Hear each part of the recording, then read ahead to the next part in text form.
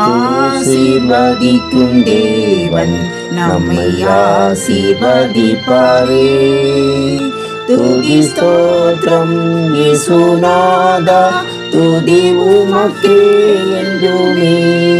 இன்று ஒரு வசனம். கர்த்தரோ பயங்கரமான பராக்கிரமசாலியாய் என்னோடு இருக்கிறார், ஆகையால் என்னை துன்பப்படுத்துகிறவர்கள் மேற்கொள்ளாமல் இடறுவார்கள். எரேமியா 20:15. அன்புக்குரியவர்களே, கர்த்தராகிய இயேசு உங்கள் மீது அன்புள்ளவராயும் உங்களுடைய விரோதிகளின் மேல் யுத்தம் செய்கிறவராயும் இருக்கிறார். ஆகவே உங்களை துன்பப்படுத்துகிறவர்கள் ஒருபோதும் உங்களை மேற்கொள்வது இல்லை. ஆம், நீங்கள் எவ்வளவுதான் நேர்மையாய் இருந்தாலும் மற்றவர்கள் மேல் அன்பு பாராட்டினாலும் அவர்கள் உங்களை புரிந்து கொள்ளாமல் துன்பப்படுத்த நினைப்பார்கள். ஆனால் இயேசு எப்போதும் உங்கள் பட்சத்தில் உங்களோடு இருக்கிறார். உங்களை துன்பப்படுத்தினவர்கள் உங்களை மேற்கொள்ளும் சக்தி அவர்களை விட்டு எடுபட்டு போகும். அவர்கள் உங்களுக்கு எதிராக செய்ய நினைத்த காரியம் வாய்க்காது மறக்க முடியாத நித்திய லட்சியை அவர்களுக்கு உண்டாகும். உன்னை தொடுகிறவன் என் கண்மணியை தொடுகிறான் என்று இயேசு சொன்னார். உங்களுக்கு விரோதமாக இருக்கும் எல்லா ஆயுதங்களையும் அழித்து போட வைராக்கியம் கொண்டிருக்கிறார். அவருக்கு விரோதமாக தன்னை கடினப்படுத்தி யாரும் வாழ முடியாது. தேவ பிள்ளையே, உங்களுக்கு விரோதமாக துன்மார்க்கமான மனுஷர் எழும்பும்போது உங்களுக்காக நீங்கள் வாக்காடாதையுங்கள்.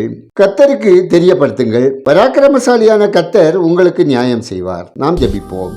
எங்கள் கண்மலையும் மீட்பருமாகிய கர்த்தாவே, ஆசீர்வதிக்கப்பட்டதான இந்த நாளுக்காய், இந்த நாளின் வசனத்துக்காய் நன்றி சொல்லுகிறோம். அப்பா, நுரையீரல் பாதிப்புக்குள்ளான ஒவ்வொருவருக்கும் உங்க கிருபை வேண்டுமாயும், ஆரோக்கியம் சுகபலத்தோடு வாழவும், அவர்கள் பலவீனத்தில் உங்க பலன் பூர்ணமாய் விளங்கவும் செய்து ஆசீர்வதிங்க. கர்த்தாவே, உங்க அன்பு பிள்ளைகள் அனைவரும் சகல தீமைக்கு விலக்கி காக்கப்படவும், அவர்களுக்கு விரோதமாய் எழும்புகிறவர்கள் இச்சகம் பேசி அடங்கி போகவும், துஷ்டன் சங்கரிக்கப்படவும் ஜெபிக்கிறோம். அப்பா, நீர் பராக்கிரமசாலியா எங்களோட கூட இருப்பதற்காய், சத்துருக்கள் எங்களை துன்பப்படுத்துகிறவர்கள் எங்களை மேற்கொள்ளாமல் எங்களை காத்துக் கொள்வதற்காகவும் நன்றி சொல்லுகிறோம்.